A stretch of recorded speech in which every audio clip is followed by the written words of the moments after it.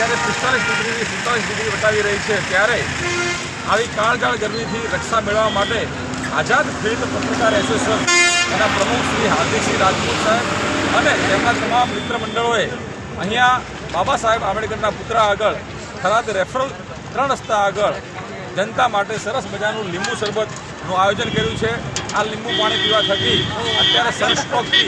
અને હીટસ્ટ્રોકથી બચી શકાય, લૂ અત્યારે કાળઝાળ વાઈ રહી છે ત્યારે બચી શકાય, ત્યારે આવા મજાના સેવાકીય પ્રવૃત્તિ દ્વારા હાર્દિકસિંહ રાજપૂત અને તેમની ટીમ ખરેખર જનતા માટે સારું ઉદાહરણ પૂરું પાડી રહી છે। અને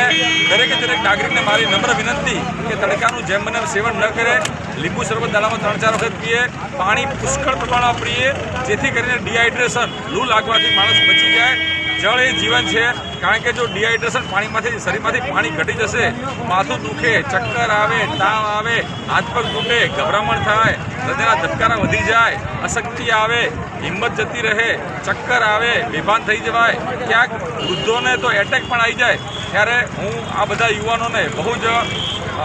એમનો આભાર વ્યક્ત કરું છું, એમને સરાહના આપું છું કે આવા ઉત્તરોત્તર સેવાના કામ કરી અને આપણા બાપદાદાઓ પાણીની પરબ બજાવતા એવું મસ્ત પાણીની પરબ જેવું આ કામ કર્યું છે અને સતત કરતા રહે। જય હિન્દ, જય ભારત।